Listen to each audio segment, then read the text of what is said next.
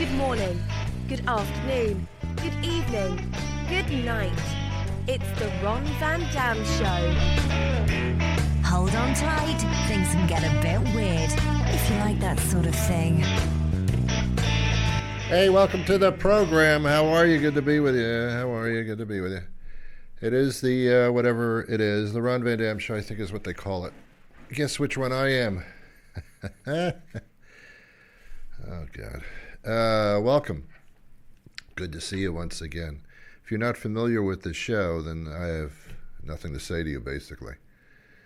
I've been doing it here in this studio for about, 8-10 years almost, something like that. Wow, that's a long time.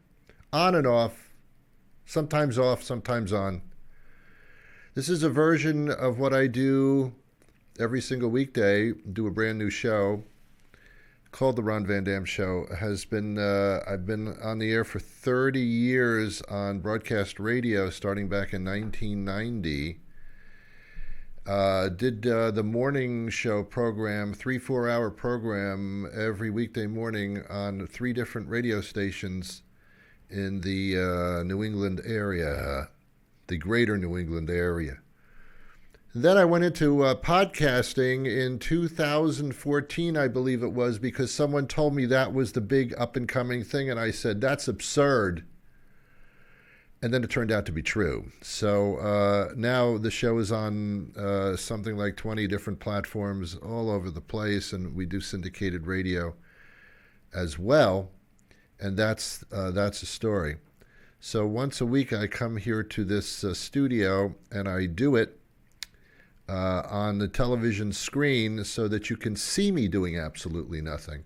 I don't move around. I do absolutely nothing but talk for half an hour. So if you want to see me do nothing, you've come to the right place. Enjoy this. Anyway, today I wanted to talk about something that I think we all experience. I don't know, because I don't know you. I don't know who the hell you are. But that's fine. Let's leave it like that. Here's the thing. I watch a lot of television. Oh, man, I watch way too much television. But I have been doing that all of my life. I'm just really into television. And I was even doing television for a while professionally. So, into it, man. When the form of television I like the most is situation comedies. Love comedies, that kind of thing. Recently, I have noticed that I am becoming quite annoyed with television commercials that are of a specific variety. That would be those commercials that are for drug companies, pharmaceuticals that can solve your horrible problems. They are so depressing. Television's become very, very depressing lately. The commercials. Every commercial, it seems like, is for some type of medical condition or disease. It's kind of forcing me to think along the lines that we all have medical problems. Have a good time. It doesn't. I'm watching a wonderful situation. I like the Friends. I enjoyed that series, and they have repeats of that. Everybody Loves Raymond, King of Queens. I love these situation comedies from the turn of the century. It sounds old, turn of the century, doesn't it? Like there were Knights at the Round Table. Turn of the century was like just 20 years ago. So I don't know. But I love those things. They make me smile. They make me laugh. And then it goes to a commercial, and all of a sudden it's these people not being able to enjoy their lives anymore because they are stricken with these diseases. And that's real life. It's real life. But do you have to put these commercials in the middle of a comedy show? It brings me down. I watch television to escape from life. Don't you understand? Unless I'm watching a documentary and I know that I'm getting into that. But otherwise, I just want to relax, man. I want to take a weight off my shoulders, take a load off my feet, take a whatever. But instead, I'm exposed to people with diseases that I probably may get someday. It's just so psychologically defeating to watch these things.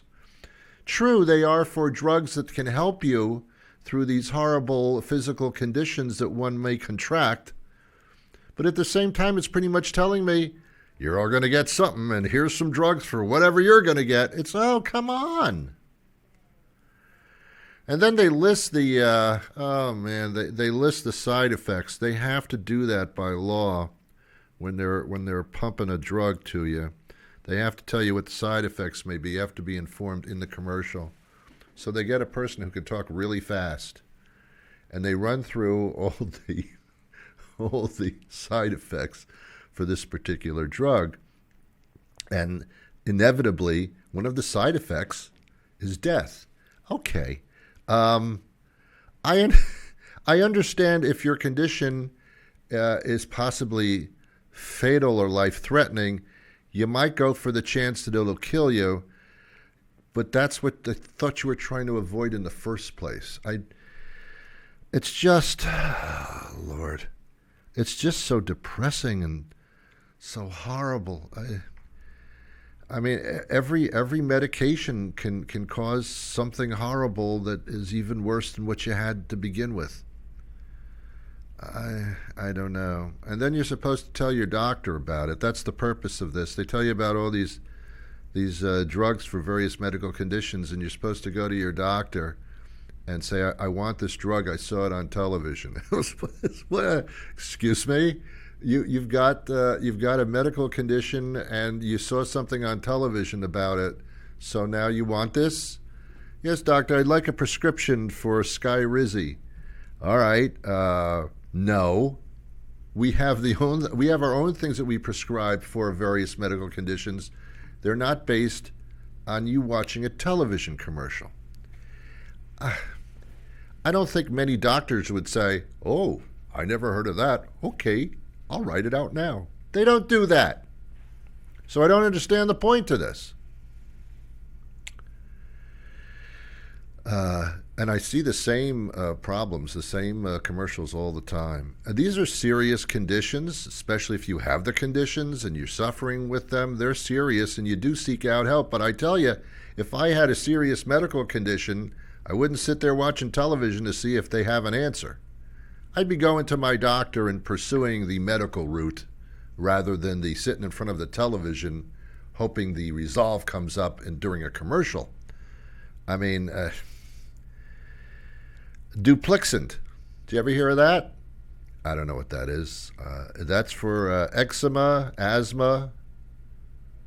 Okay, that's horrible. But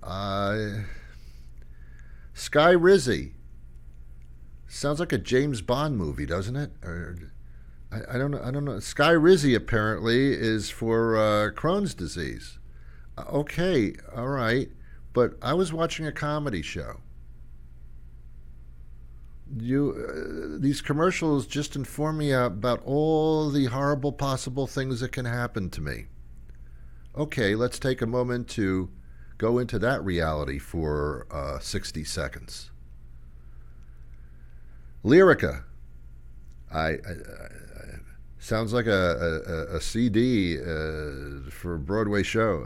It's for diabetes. I mean, yeah.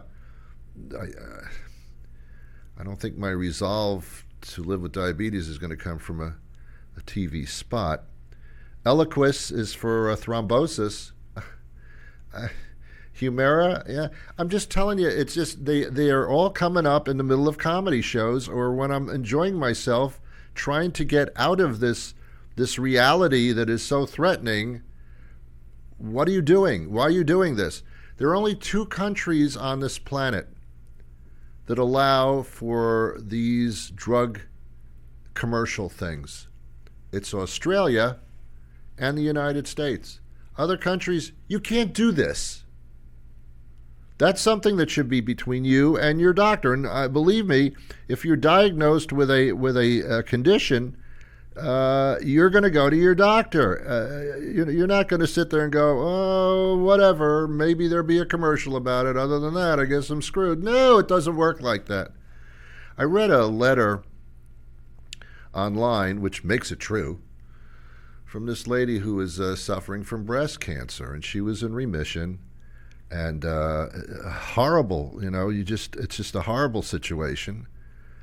And there are commercials for breast cancer treatments and therapy and that kind of thing, and that's wonderful. I mean, that's a great thing that we have advances in cancer remediation, but at the same time, somebody who's had cancer or going through it, the last thing they want to be reminded when they're watching a lighthearted television show, oh, remember, but don't forget, you're battling with cancer. And that's why this is not supposed to be. That's why people are going crazy. We keep reminding them of the horrible things. These are medical conditions that people live with, many of them serious and many of them life-threatening. Commercials on television between comedy shows, not really the place for them. Can we somehow stop that, please? Watch, now they will because I said so. I don't know. It's the other thing that I can't stand when I'm watching a TV show and then all of a sudden Melissa Manchester will start singing a sad song and they'll have video and illustrations and pictures of dogs that are emaciated, don't have all their legs anymore. They look sick and bulging eyes, and you just feel horrible. They're making you feel horrible so that you donate. They're purposely making you feel sad and horrible. I don't need that. Or, just as bad, or perhaps even worse, children in countries that are emaciated, according to the commercial, haven't eaten in 6 years, and have no clothes. They have cleft chin, drooping cheeks. I mean, they look horrible. I'm trying to watch a comedy show. What are you doing to me? Well, this is to make you feel guilty so that you'll donate. That's manipulation. Stop doing that. That's pathetic. I understand that there are medical conditions and there are starving dogs and starving children. I know that. Stop reminding me, or tell me in a more applicable type of television show. I'll tell you something. Those of you that advertise this kind of stuff on television, I mean, I understand it. I'm not downing you. I'm just saying, I mean, you're doing it for sales or for donations or for money or something. But I got to tell you something, and I don't think I'm alone in this. When I see one of those Melissa Manchester sad puppy dog, emaciated animal things, I can't watch it. I change the channel. When I'm watching a show and feeling good and feeling wonderful, and then all of a sudden there's a commercial about how sick I probably will become, and but the side effect is death. I mean, I change the channel. I change it. Am I running away from it? No. I just don't want it shoved in my face when I don't want it shoved in my face. I change the channel. So you people who do this, if we all change the channel, then it wouldn't be effective advertising dollars for them, and they may stop doing it. I just wanted to bring it up because it's really starting to annoy me. It's really like pounding into my head about sickness. It's being drilled into my head about just how sick we can all get at the drop of a hat. We know that. We all know that. Maybe in our 20s we don't think we're ever going to get sick. But when you start hitting 30, 40, 50 and beyond, pretty much get it. I pretty much get it. Yeah, anything can happen at any time. I get it. Stop showing me commercials that remind me about how scary life can be. Yes, there are many pitfalls to life. Let's try to enjoy life instead of have the pitfalls displayed in front of our face on a regular basis. Thank you. Have a nice day. All right. All right. Other than that, how you doing? How are you? Feeling all right? Yeah, me too. I feel very bad about what's happened to Prince Harry and Princess Leia. What's her name there? Meghan. One of the greatest talents in the world, by the way, Meghan, Meghan Markle. She opened case number 24 on the first season of Deal or No Deal. That's an achievement.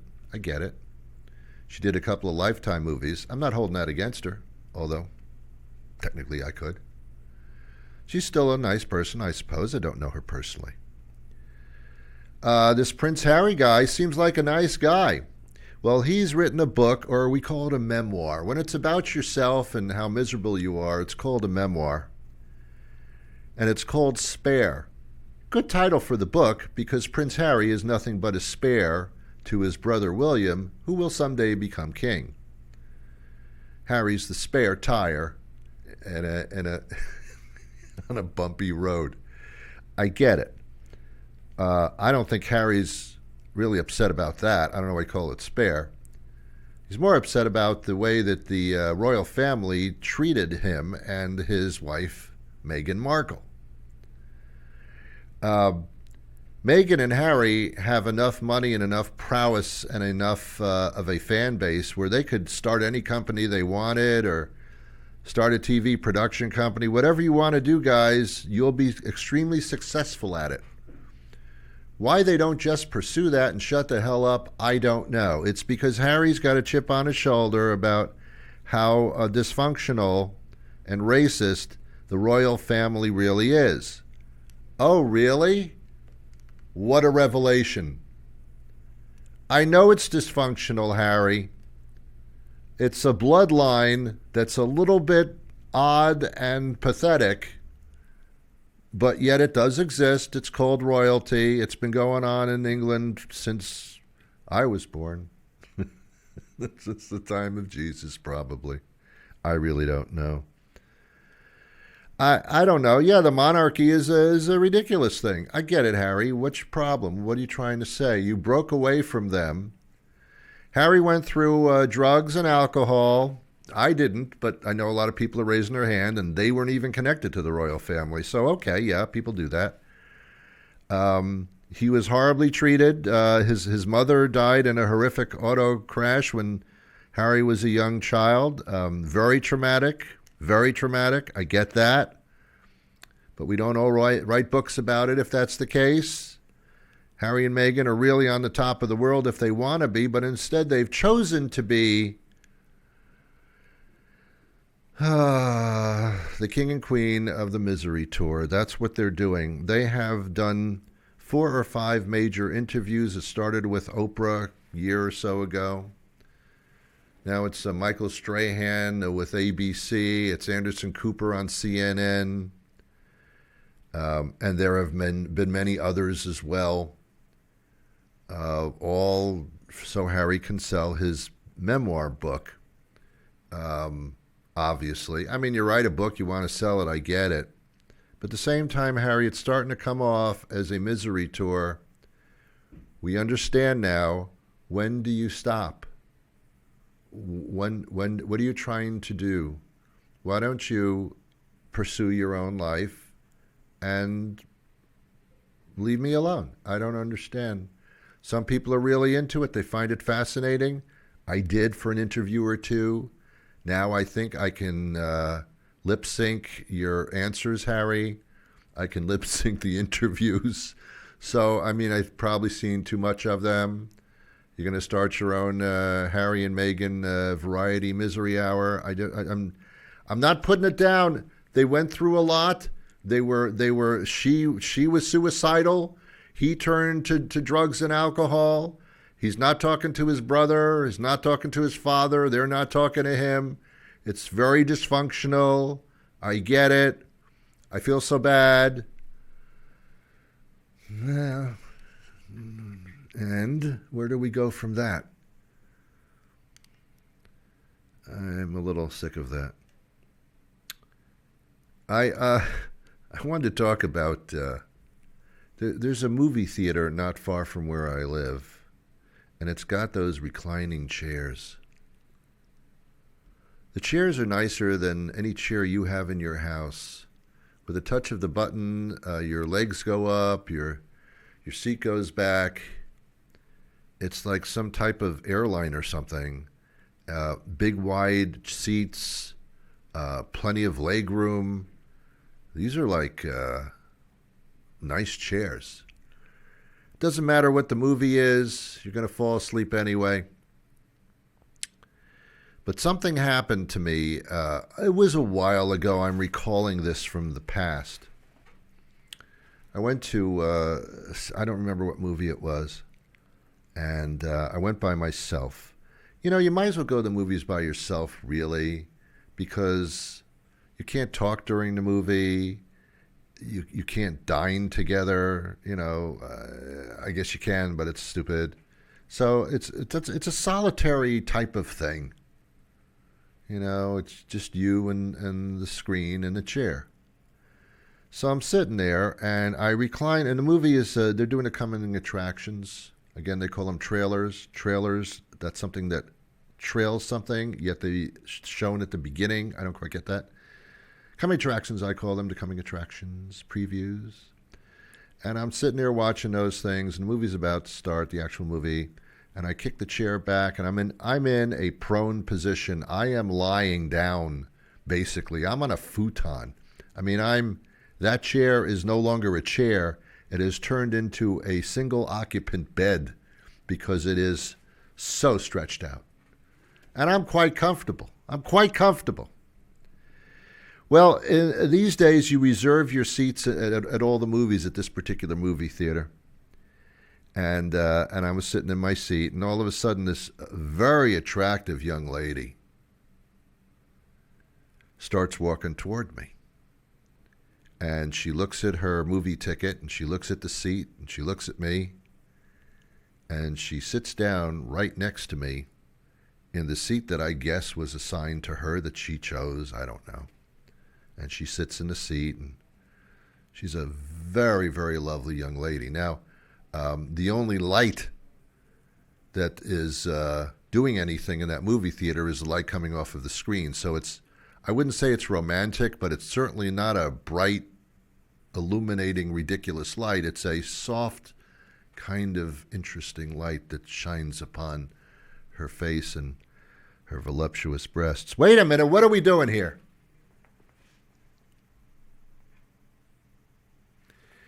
So she sits in the chair, and she apparently decides, and she takes off her coat. From what I can see, a nice move. And then apparently she hits the buttons on the side of her chair, and that chair starts turning from a seat into a cot. And she, as well as I, are both lying in a prone, on our back position. I don't know her. She doesn't know me. We're lying next to each other on our backs. We're basically in bed together with a little armrest between us. Other than that, this is getting wild. I don't know what movie it was, and I didn't care. It was one of the most erotic situations I had been in by default. It wasn't an erotic movie, but it was an erotic viewing. Now, nothing happened, but I'm telling you, I recall that situation to this day. Not a word was spoken between us, but not a word had to be spoken. Needless to say, when I went to bed that night, didn't fall right asleep. Okay. Are people going to complain about this particular episode? Probably. I don't know. They do tend to air this particular show that I do here later at night, which is probably a good idea. I think it's harmless, but whatever. Last thing I wanted to talk about today has to do with school holidays. Yeah, school's wonderful. It's a good thing and all that kind of thing. Blah, blah, blah, blah, blah, blah. Yeah, you learn things. Yeah. I'll tell you what I learned when I went to grammar school and middle school, or called junior high school or high school. What I learned most was how to tell time. And it was not something that was taught to me by a teacher standing in front of a classroom. It was self-taught. I sat at my desk in my little school classroom of about 36 people, and I spent most of my 6 hours on a school day staring at the clock and the second hand just moving as slowly as second hands can move. And that's where I learned how to tell time. I learned how to convert seconds into minutes, minutes into hours, hours into days, days into years. What an education that was. And that's all I remember from school. How to tell time. And how to look at it from all different perspectives. How to divide it, multiply it, experience it, use it to think.